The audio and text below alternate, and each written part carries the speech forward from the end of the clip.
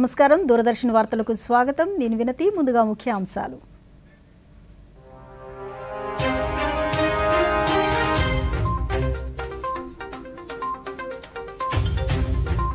Italy పర్యటన ముగించుకొని భారత్ చేరుకున్న ప్రధాని ఢిల్లీ విమానాశ్రయంలో నరేంద్ర మోదీకి ఘన స్వాగతం పలికిన అధికారులు మంగళగిరి పార్టీ కార్యాలయంలో నేతలు కార్యకర్తలను కలిసిన ముఖ్యమంత్రి ప్రజలకు తనకు అడ్డుగోడలు ఉండేందుకు వీలు లేదన్న నారా చంద్రబాబు నాయుడు నూతన పరిశ్రమల ఏర్పాటుతో ఉద్యోగ అవకాశాలు కల్పిస్తామన్న మంత్రి టీజీ భరత్ మేనిఫెస్టోలో ఇచ్చిన హామీలు నెరవేరుస్తామని వెల్లడి ఛత్తీస్గఢ్లో 4 జిల్లాల భద్రతా దళాల కూంబింగ్ 9 మంది నక్సల్స్ మృతి వార్తల్లోని వివరాలు ఇటలీలో జరిగిన G7 శిఖరాగ్ర సదస్సులో పాల్గొని సాంకేతిక కృత్రిమ మేధపై కీలక ప్రసంగం చేసిన ప్రధాని తిరిగి భారత్కు చేరుకున్నారు. ఢిల్లీ విమానాశ్రయంలో ప్రధాని మోదీకి అధికారులు ఘనంగా స్వాగతం పలికారు. ఈ శిఖరాగ్ర సమావేశంలో భాగంగా ప్రధాని Modi America, France, Britain, Italy, Japan, Canada, Germany తదితర దేశాధినేతలతో ద్వైపాక్షిక చర్చను కూడా జరిపారు.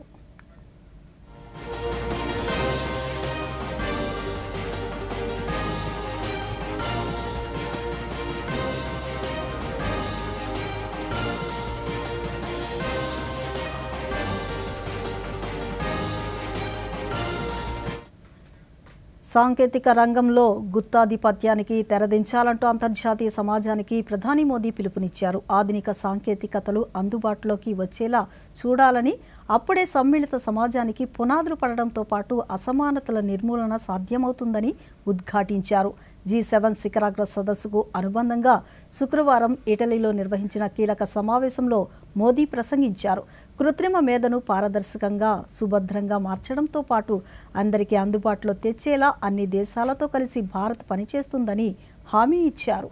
ప్రస్తుతం ప్రపంచవ్యాప్తంగా నెలకొన్న అనిశ్చిత పరిస్థితులు, ఉద్రిక్తల తాలూకు ఒత్తిడి గ్లోబల్ సౌత్ దేశాలకు సవాల్గా మారాయని మోదీ పేర్కొన్నారు.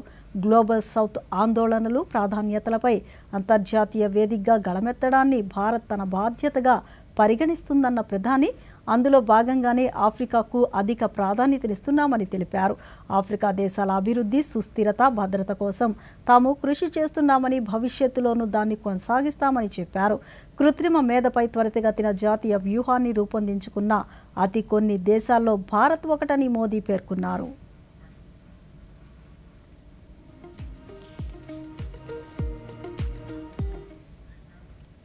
ఇటలీలోని అపులియా వేదికగా నిన్న G7 దేశాల శిఖరాగ్ర సదస్సు జరిగింది. ఈ సమావేశానికి విచ్చేసిన ప్రధాని మోదీకి ఇటలీ ప్రధాని మెలోనీ నమస్తే అంటూ సాదర స్వాగతం పలికారు. కొద్దిసేపు వీరిద్దరూ ముచ్చటించారు. సమావేశాలు పూర్తయిన అనంతరం మోదీతో మెలోనీ సెల్ఫీ తీసుకున్నారు. ప్రస్తుతం ఈ ఫోటో సోషల్ మీడియాలో వైరల్గా మారింది. దీంతో పాటు ఈ సెల్ఫీ వీడియోను మెలోనీ తన ఎక్స్ ఖాతాలో పంచుకున్నారు. హాయ్ ఫ్రెండ్స్ ఫ్రమ్ మెలోనీ అనే క్యాప్షన్ ఇచ్చారు. దీనికి ప్రధాని మోదీ స్పందిస్తూ భారత్, ఇటలీ దేశాల మధ్య సంబంధాలు సుదీర్ఘకాలంగా వర్ధిల్లాలన్నారు.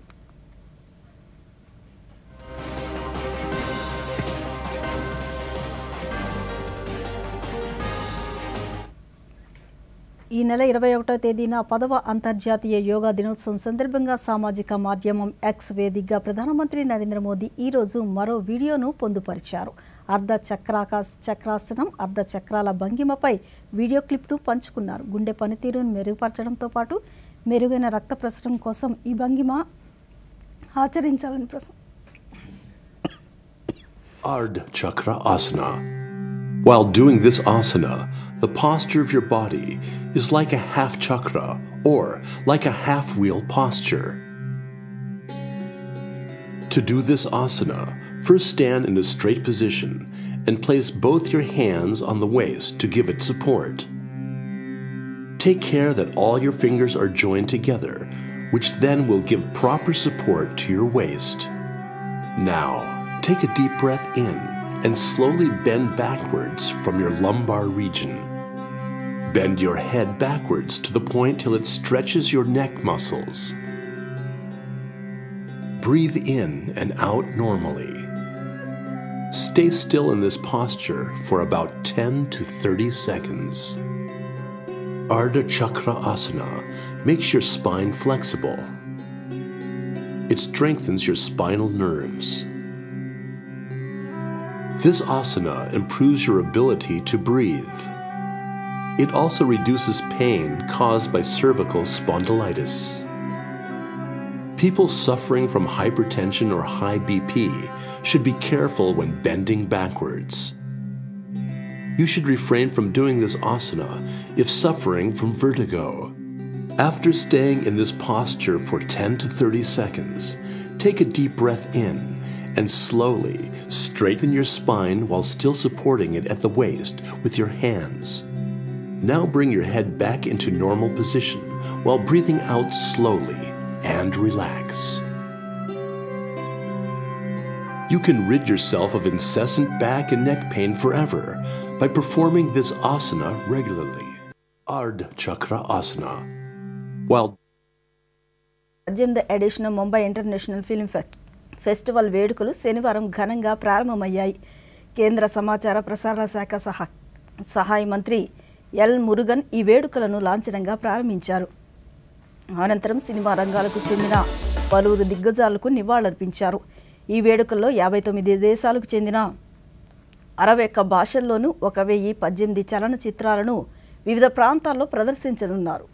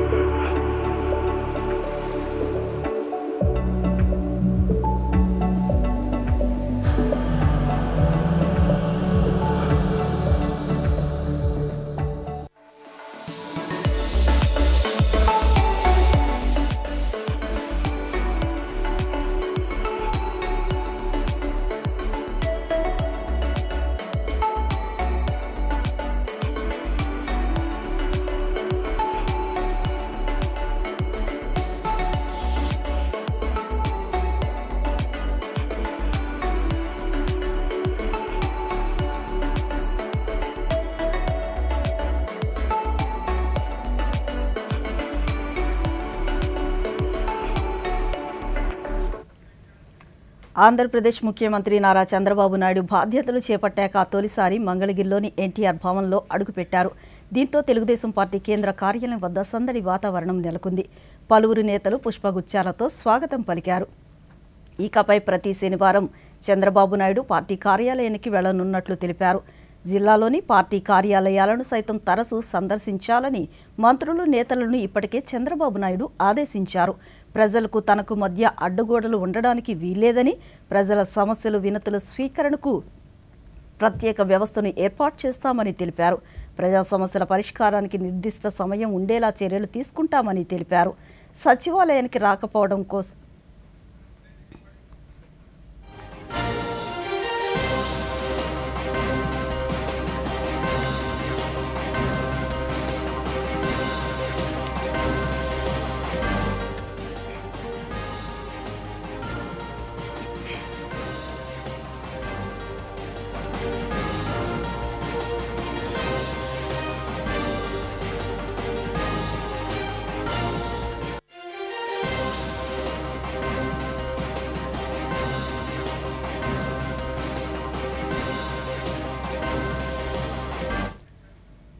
విద్యాశాఖ అభివృద్ధిపై రాష్ట్ర మానవ వనరుల అభివృద్ధి శాఖ మంత్రి నారా లోకేష్ ఈరోజు సమీక్షా సమావేశాన్ని నిర్వహించారు.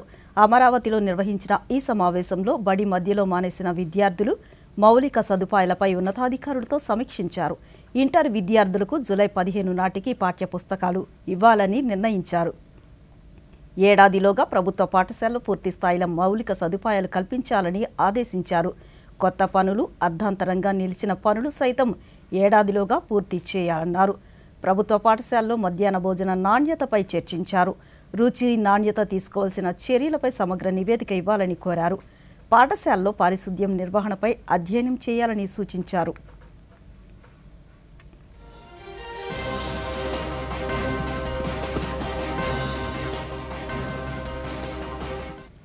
విజయవాడ నుంచి ముంబైకి నూతన ఎయిర్ ఇండియా విమాన సర్వీసు నేటి నుంచి ప్రారంభమైంది. మచిలీపట్నం, విజయవాడ ఎంపీలు వల్లభనేని బాలశౌరి, కేశినేని శివనాథ్లు పాసింజర్లకు తొలిగా బోర్డింగ్ పాసులను అందించి శుభాకాంక్షలు తెలిపారు. ఈ సందర్భంగా బాలశౌరి, విమానాశ్రయ డైరెక్టర్ ఎం లక్ష్మీకాంత్ రెడ్డిలు మీడియాతో మాట్లాడుతూ దేశ ఆర్థిక రాజధానిగా పేరొందిన ముంబై నగరానికి విజయవాడ నుంచి విమాన సర్వీసు రావడం సంతోషంగా ఉందన్నారు. ఈరోజు సాయంత్రం ఈ విమానం 180 మంది ప్రయాణికులతో వెళుతుందన్నారు. విదేశాలకు వెళ్లాలనుకునే ప్రయాణికులు ఇక్కడే బ్యాగేజీలను చెక్ చేయించుకుని లక్షిత ప్రాంతాలు చేరుకున్న తరువాత తీసుకునే వెసులుబాటు కూడా ఉందన్నారు. This is one of the good connectivity flight, and the last 1 year we are trying to get this flight, and we met so many people in civil aviation, and finally today luckily we can able to start this flight, and Vijayawada is going to be the one of the international airport. Now new government has took place, and Chandrababu Naidu garu and Pawan Kalyan garu is also very active, and they are always there in for development activities. I hope future with their help and Ram Mohan Naidu ji help, we are going to get more flights from Vijayawada to Calcutta, and Vijayawada to Delhi also we are planning another 2 flights. ఈరోజు మొదటి flight మనకు Mumbai flight start చేయడం జరిగింది. దీనివల్ల మనకు not only western part of India, అలాగే ఇక్కడ నుంచి ఇంటర్నేషనల్కి వెళ్ళే ప్యాసింజర్స్, మన దగ్గరికి యూఎస్ కానీ యూరోప్ కానీ వెళ్ళే ప్యాసింజర్స్ కూడా ఈ ముంబై ఫ్లైట్ నుంచి ఇక్కడ త్రూ చెక్ ఇన్ ఇవ్వడం జరుగుతుంది. సో యూఎస్కి వెళ్ళాలన్నా డైరెక్ట్గా ఇక్కడే బ్యాగేజ్ అంతా చెక్ ఇన్ చేసుకుని ఫైనల్ డెస్టినేషన్లో బ్యాగేజ్ తీసుకోవచ్చు. ప్రస్తుతం మనకు ఢిల్లీ ఫ్లైట్ గురించి మాత్రమే ఆ విధంగా వెళ్ళడం జరుగుతుంది. ఇప్పుడు ముంబై కూడా ఆల్టర్నేట్ అవడం వల్ల మనకు ఫేర్స్ తగ్గే అవకాశం ఉంది, టైమింగ్స్ కూడా మనకు అనుకూలంగా మారే అవకాశం ఉంది. సో జస్ట్ 1.5 hour 2 hours మనం విజయవాడ నుంచి ముంబైకి వెళ్ళగలుగుతున్నాం. అదే ట్రైన్ అయితే 22 hours. రాయచోటి నియోజకవర్గ అభివృద్ధికి కృషి చేస్తానని రవాణా, క్రీడలు, యువజన సర్వీసుల శాఖ మంత్రి మండిపల్లి రాంప్రసాద్ రెడ్డి తెలిపారు.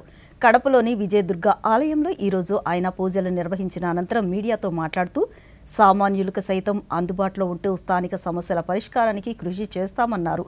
గత ప్రభుత్వం హయాంలో క్రీడా శాఖలో జరిగిన అవినీతిపై ఫిర్యాదులు అందాయని వాటిపై విచారణ జరుపుతామన్నారు. మొదలు కావడం నా అదృష్టంగా భావిస్తున్నా. ఈ అవకాశాన్ని తప్పకుండా సద్వినియోగం చేసుకుంటాం. ఎందుకంటే అందరికీ రావు ఇలాంటి అవకాశాలు. కామన్ మ్యాన్కు ఉపయోగపడే విధంగా నేను ఉంటానని మీ అందరికీ తెలియజేస్తున్నాను. నాకు ముందే తెలుసు మా నియోజకవర్గం చాలా వెనుకబడి నియోజకవర్గం. తప్పకుండా ఆ నియోజకవర్గానికి ఏ విధమైన అభివృద్ధి కావాలో ఈ రాష్ట్రంలోనే నెంబర్ 1 నియోజకవర్గంగా చేసే విధంగా, అలాగే మా నియోజకవర్గంలో రైతులకైతేనేం, కార్మికులకైతేనేం, కర్షకులకైతేనేం ఏ విధమైన ఫలాలు అందితే వాళ్ళంతా సంతోషంగా ఉంటారో తప్పకుండా ఈ గవర్నమెంట్ నుంచి రావాల్సిన నిధులైతేనేం, సెంట్రల్ గవర్నమెంట్ నిధులైతేనేం అన్నీ తెచ్చి మా నియోజకవర్గ ప్రజలు సంతోషంగా ఉండేదానికి ఏ విధమైన కృషి నేను చేస్తే వాళ్ళు సంతోషంగా ఉంటారో అది చేసేదానికి నేను సిద్ధంగా మనసా వాచా కర్మన పనిచేస్తా. 5 సంవత్సరాల నుంచి ఒక క్రీడా శాఖే కాదు, రాష్ట్రంలో అన్ని శాఖలు భ్రష్టు పట్టించిన ఘనత ఎవరికైనా ఉందంటే అది వైసీపీ ప్రభుత్వానికే. కాబట్టి మా కొత్త ప్రభుత్వంలో ముందు జరిగిన తప్పులు ఈ ప్రభుత్వంలో జరగవు. తప్పకుండా ఏదైనా పాత ప్రభుత్వం చేసింటే గవర్నమెంట్ అనేది ఇప్పుడు తెలుగుదేశం పార్టీ ఉంది కాబట్టి తగిన చర్యలు అయితే తీసుకుంటారు ఇన్వెస్టిగేషన్ చేసిన తర్వాత.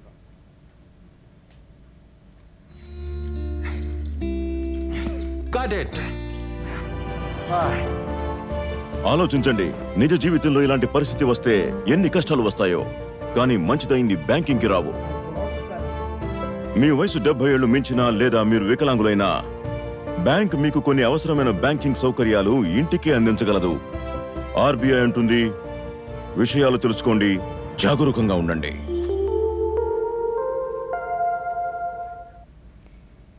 ఎన్నికల మేనిఫెస్టోలో ప్రకటించిన 20 లక్షల ఉద్యోగాల హామీకి కట్టుబడి ఉన్నామని రాష్ట్ర పరిశ్రమల శాఖ మంత్రి టీజీ భరత్ పేర్కొన్నారు. కర్నూలు నగరపాలక సంస్థ అధికారులతో ఈరోజు ఆయన సమీక్షా సమావేశాన్ని నిర్వహించారు. అనంతరం మంత్రి మీడియాతో మాట్లాడుతూ రాష్ట్రంలో పరిశ్రమల శాఖ ఎంతో కీలకమని, నూతన పరిశ్రమల ఏర్పాటుతో నూతన ఉద్యోగాల కల్పనకు కృషి చేస్తామని తెలిపారు. ఇష్యూస్ ఉన్నాయి, బడ్జెట్స్ ప్రాబ్లమ్స్ ఉన్నాయి. 5 ఇయర్స్లో తీవ్రంగా డ్యామేజ్ జరిగిపోయింది ఎన్నో ఇష్యూస్లో. చెప్పిండేది ఒకటి, చేసిండేది ఒకటి. కాబట్టి ఇవన్నీ కూడా స్ట్రీమ్లైన్ చేసేది ఉంటుంది. నేను ఎన్నోసార్లు ఎన్నో సందర్భాల్లో చెప్పడం జరిగింది, ఏది కూడా మాయాబజార్ కానీ ఓవర్ నైట్ చేసేదానికి కాదు, కానీ బట్ స్టెప్ బై స్టెప్ చేయగలుగుతాము. ప్రీవియస్ గవర్నమెంట్ కన్నా 100 టైమ్స్ బెటర్గా చేయగలుగుతాం అనేది మాత్రం నేను అందరికీ హామీ ఇవ్వడం జరిగింది. ఇప్పుడు కూడా మరి అదే చెప్పడం జరుగుతోంది. సో కొన్ని స్మార్ట్ సిటీ అనేది నేను చెయ్యాలని అనుకున్నా, అది ఆల్రెడీ ఎన్నో సందర్భాల్లో చాలాసార్లు చెప్పడం జరిగింది. ప్రజల్లో నా సూపర్ 6లో కూడా అది చెప్పడం జరిగింది. కాబట్టి ఖచ్చితంగా ఆ పారామీటర్స్కి మీట్ అయ్యే లెక్కనే వర్కౌట్ చేస్తామని చెప్పి కర్నూలు ప్రజలందరికీ కూడా నా తరఫున మరి ఇంకోసారి హామీ ఇవ్వడం జరుగుతోంది. అలాగే industries and commerce and food processing portfolio అనేది మీ అందరికీ తెలుసు. ఇది చాలా చాలా చాలా ఇంపార్టెంట్ పోర్ట్ఫోలియో. అనకాపల్లి జిల్లా అభివృద్ధిపై ప్రత్యేక దృష్టి సారిస్తామని అనకాపల్లి పార్లమెంటు సభ్యులు సీఎం రమేష్ తెలిపారు. బీజేపీ జిల్లా కార్యాలయంలో ఆయన మీడియాతో మాట్లాడుతూ సిఎస్ఆర్ నిధులను సమీకరించి కేంద్ర ప్రభుత్వ సహాయ సహకారాలతో ఈ ప్రాంతాన్ని పారిశ్రామికంగా అభివృద్ధి చేస్తామన్నారు. గత ప్రభుత్వ హయాంలో జరిగిన అవినీతి అక్రమాలపై విచారణ జరిపి తగిన చర్యలు తీసుకోవాలన్నారు. అందరికి కూడా తెలుసు, మాకు ఇక్కడ ఎమ్మెల్యే అభ్యర్థులు ఉన్నారు, ఎంపీ అభ్యర్థులు ఉన్నారు, నాయకులు ఉన్నారు. ఈ 3 పార్టీలు కూడా ఇక్కడ ఏ పార్టీ పని చేయాలనే కానీ లేదు, ప్రభుత్వంలో వచ్చే పనులు చేయాలని కానీ అంటే ఎవరు బెనిఫిషియర్స్, ఎవరు ఏంటి, ఎవరికి మంచి జరగాలి, ఎవరికి న్యాయం జరగాలంటే కూడా ముగ్గురం కూడా నా పార్టీలు కూర్చొని మాట్లాడుకొని ఎలాంటి పొరపచ్చలు లేకుండా కష్టపడిన నాయకులకి అందరికీ కూడా న్యాయం చేస్తాము. ఇక్కడ ఎవరైతే పార్టీని నాయకుల్ని అక్రమ కేసులు పెట్టి ఇబ్బందులు పెట్టి వారి నానా హింసలు పెట్టారో వారికి అందరికి కూడా తెలుగుదేశం జనసేన భారతీయ నాయకులు కూడా న్యాయం చేస్తాం.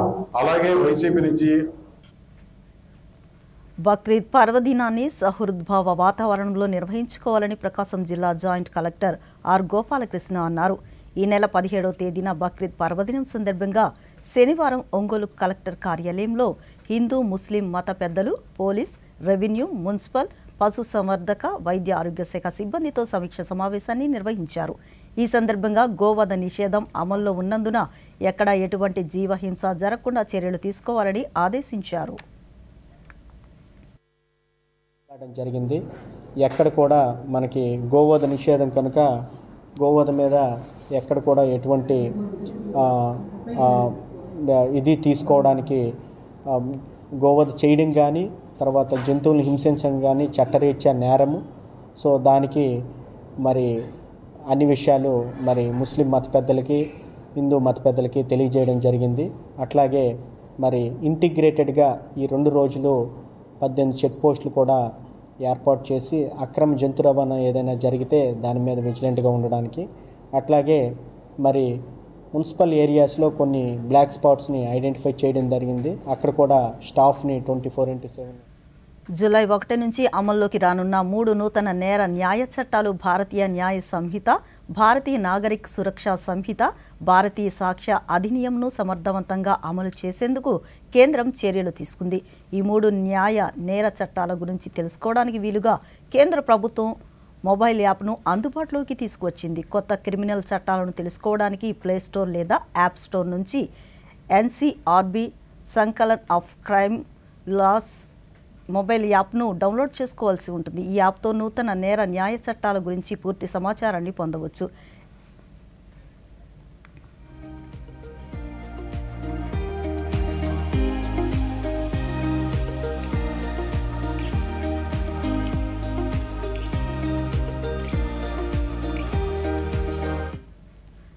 రాష్ట్రంలో విజయనగరం పార్లమెంటు నియోజకవర్గాన్ని ఆదర్శ నియోజకవర్గంగా తీర్చిదిద్దుతామని పార్లమెంటు సభ్యులు కలిశెట్టి అప్పలనాయుడు తెలిపారు. దూరదర్శన్తో ఆయన మాట్లాడుతూ నియోజకవర్గాన్ని అగ్రగామిగా నిలిపేందుకు కృషి చేస్తామన్నారు. తోటపల్లి ప్రాజెక్టు పరిధిలోని విజయనగరం, శ్రీకాకుళం జిల్లాల పరిధిలోని 1,75,000 ఎకరాలకు సాగునీరు అందించడమే ప్రథమ ప్రాధాన్యత లక్ష్యమన్నారు. అవకాశం ఇచ్చారు. ఎన్డీఏ కూటమి పవన్ కళ్యాణ్ గారు, బీజేపీ నాయకత్వం వారందరూ కూడా ఈరోజు భారీ మెజార్టీతో 2,50,000 మెజార్టీతో గెలిపించి పార్లమెంట్ పంపించారు. ప్రధానమైన లక్ష్యం ఏంటంటే ప్రతి పౌరుడికి పార్లమెంట్ సభ్యుడు ద్వారా మీ సర్వీస్ తీసుకున్నామని ఒక భావన కలగాలి, వారు ఆనందం పడాలని ఒక సంకల్పంతో పనిచేస్తున్నాం. అన్ని వర్గాలకి అంటే కేటగిరీగా పార్లమెంట్ సభ్యుడు అంటే ఏదో మండలానికి సంబంధించిన నాయకత్వానికో లేకపోతే కొంతమంది లిమిట్స్గా ఉన్న ప్రజలకో సేవ చేయడం కాదు, అన్ని వర్గాలకు కూడా అట్టడుగున గ్రామాలకు కూడా పోవాలి, ప్రజలు కూడా కలవాలని ఒక తపంతో పనిచేస్తున్నాం. ఖచ్చితంగా రీచ్ అవుతున్నాం. ఈరోజు పార్లమెంట్ సభ్యుడు అంటే ఏదో ఒక సమావేశంలో కూర్చొని. ఆంధ్రప్రదేశ్లో కొత్తగా ఏర్పడిన తెలుగుదేశం ప్రభుత్వ వ్యవస్థల ప్రక్షాళనకు శ్రీకారం చుట్టింది. అందులో భాగంగా గతంలో స్పందన పేరిట చేపట్టిన వ్యవస్థలో పూర్తిస్థాయి మార్పులు చేసేందుకు ప్రభుత్వం నిర్ణయించింది. స్పందన పేరును తొలగించి ప్రజా ఫిర్యాదుల పరిష్కార వ్యవస్థగా కొనసాగించాలని ఉత్తర్వులను జారీ చేసింది. ఇక నుంచి పబ్లిక్ గ్రీవెన్స్ రెడ్రెసల్ సిస్టమ్ పేరుతో ఫిర్యాదుల స్వీకరణ చేపట్టాలని జిల్లా కలెక్టర్లకు ఆదేశించింది. ప్రజా ఫిర్యాదుల పరిష్కారానికి అత్యంత ప్రాధాన్యతనివ్వాలని స్పష్టం చేసింది. ప్రజలకు మరింత అందుబాటులో ఉండేలా తీర్చిదిద్దాలని ప్రభుత్వం నిర్ణయించింది. కలెక్టరేట్లో ప్రతి సోమవారం కలెక్టర్లు, అధికారులు ఫిర్యాదులను స్వీకరిస్తున్నారు. ప్రజా ఫిర్యాదుల పరిష్కార వ్యవస్థ తక్షణమే అమలు చేసేందుకు ప్రభుత్వ ప్రధాన కార్యదర్శి నీరబ్ కుమార్ ప్రసాద్ ఉత్తర్వులు జారీ చేశారు.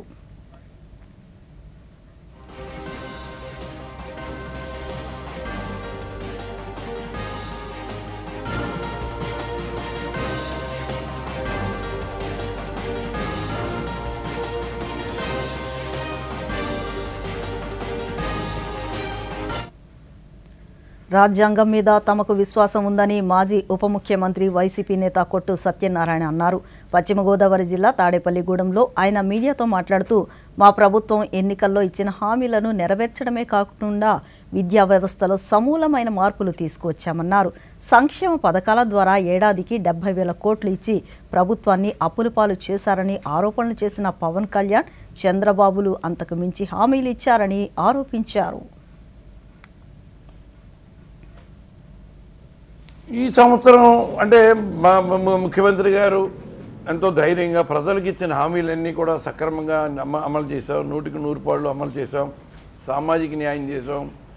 మహిళా సాధికారతను సంపాదించి మహిళలందరూ కూడా తలెత్తుకుని తిరిగే ఆడవాళ్ళ సమాచారాలు చేరవేసి వీళ్ళందరినీ అమ్మేసి వాళ్ళతో ముఠాలకి సంబంధాలు పెట్టుకున్నారని వాళ్ళ మనోభావాలు దెబ్బతినేలాగా కామెంట్లు చేసి ఇవాళ వాలంటరీ వ్యవస్థ మేము వస్తే రద్దు చేస్తామని చెప్పి నోటుతోటే వాలంటీర్లకు 5,000 కాదు 10,000 జీతం ఇస్తానని వాళ్ళు మా ప్రలోభ పెట్టి 13,500 రైతు భరోసాని 20,000 ఇస్తానని రైతుల్ని ప్రలోభ పెట్టి ఎలక్షన్ ప్రచారానికి వచ్చి పిల్లలు మా ఆడవాళ్ళు కనపడితే మేము వస్తే నీకు 15,000, నీకు 15,000, నీకు 15,000, నీకు 18,000, నీకు 18,000.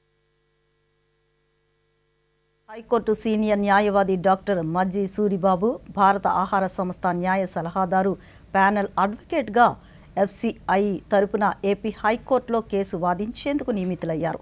దీనికి సంబంధించి భారత ఆహార సంస్థ సౌత్ జోన్ మద్రాస్ కార్యాలయం నుంచి నియామక ఉత్తర్వులు అందాయి. డాక్టర్ మజ్జి సూరిబాబు ఎఫ్సిఐ తరపున 3 సంవత్సరాలు హైకోర్టులో సేవలందిస్తారు. డాక్టర్ మజ్జి సూరిబాబు ఇదివరకు తిరుమల తిరుపతి దేవస్థానం తరపున న్యాయ సలహాదారుగా హైకోర్టులో సేవలందించారు.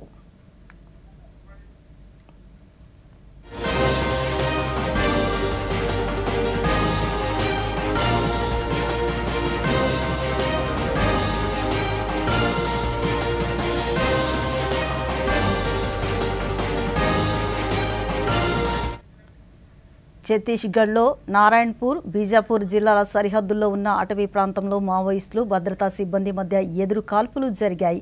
ఈ ఎదురు కాల్పుల్లో 9 మంది నక్సల్స్ హతమయ్యారు. కాల్పుల్లో ఒక జవాన్ అమరులు కాగా 2 గాయపడ్డారు. నారాయణపూర్, కంకేర్, దంతేవాడ, కొండగావ్ జిల్లాలకు చెందిన భద్రతా దళాల ఉమ్మడి బృందం కోంబింగ్ నిర్వహిస్తున్న నేపథ్యంలో ఎదురు కాల్పులు జరిగాయని అధికారులు వెల్లడించారు.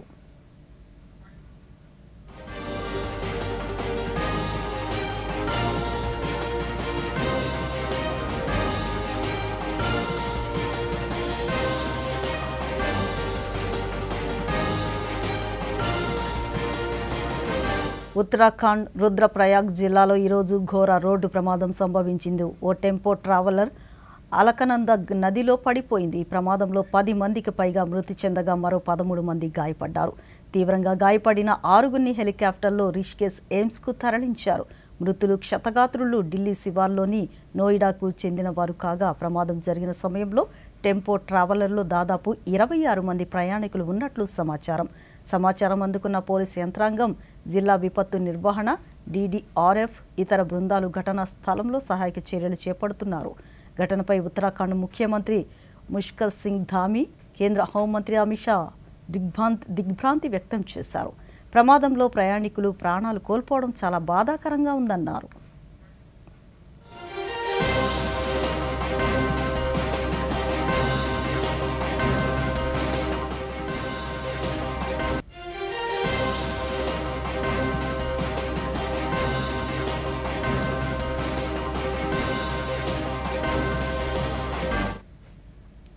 ప్రధానమంత్రి నరేంద్ర మోదీ ప్రభుత్వం రైతులకు సేవ చేయడాన్ని భగవంతుడికి సేవ చేయడంతో సమానంగా భావిస్తోందని కేంద్ర వ్యవసాయ గ్రామీణాభివృద్ధి శాఖ మంత్రి శివరాజ్ సింగ్ చౌహాన్ అన్నారు.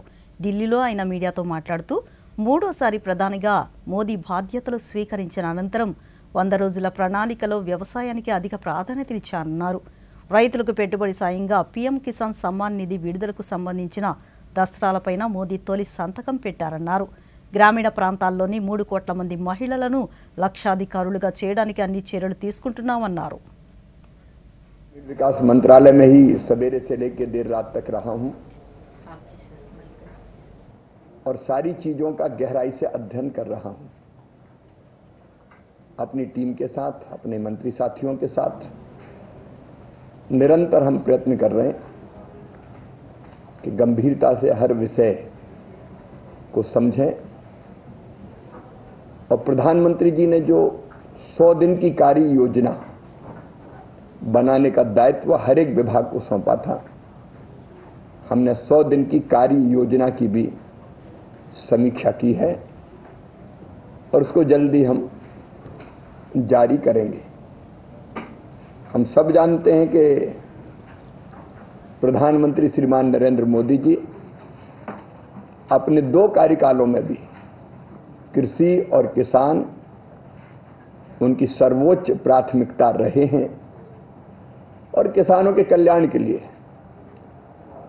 अनेकों कदम उन्होंने उठाए. मुझे इस बात की भी प्रसन्नता है कि प्रधानमंत्री जी ने तीसरी बार शपथ ग्रहण करने के बाद सबसे पहले हस्ताक्षर अगर किए तो किसान सम्मान निधि की 17वीं किस्त किसानों को जारी करने की फाइल ही उन्होंने साइन की और उनका सबसे पहला कार्यक्रम ఆధునిక యుద్ధ తంత్రంలో కేవలం మౌలిక సదుపాయాలను ధ్వంసం చేయడమే కాకుండా శత్రు దేశాలకు చెందిన డేటా నెట్వర్క్, సైబర్ భద్రతా వ్యవస్థలను సైతం ఛేదించినప్పుడే విజయం సాధ్యమవుతుందని air chief marshal VR Chaudhari అన్నారు. హైదరాబాద్లోని దుండిగల్ ఎయిర్ ఫోర్స్ అకాడమీలో కంబైన్డ్ గ్రాడ్యుయేషన్ పెరేడ్ కార్యక్రమం ఈరోజు జరిగింది.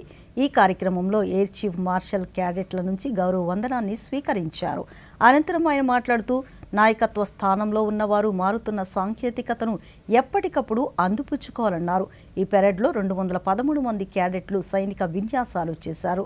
Pilatus PC-7 training aircraft, Dornier, Hawk, Kiran, Chetak, Sukhoi 30 Sarang హెలికాప్టర్తో చేపట్టిన విన్యాసాలు ఆకట్టుకున్నాయి.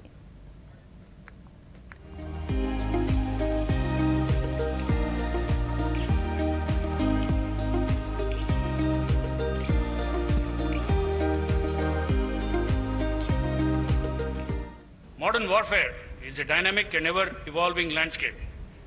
It is no longer a solely physical domain. It is increasingly influenced by complex data networks and advanced cyber technologies. As leaders, you all need to adapt. Rayalaseema నుంచి మధ్య బంగాళాఖాతం వరకు ద్రోణి కొనసాగుతుందని రాష్ట్ర విపత్తుల సంస్థ MD రోణకి కుర్మానాథ్ తెలిపారు.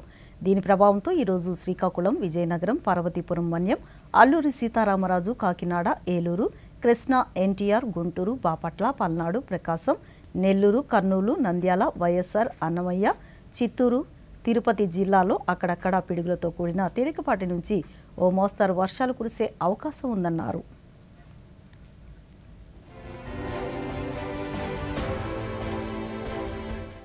ఈ వార్తలు ఇంతటితో సమాప్తం.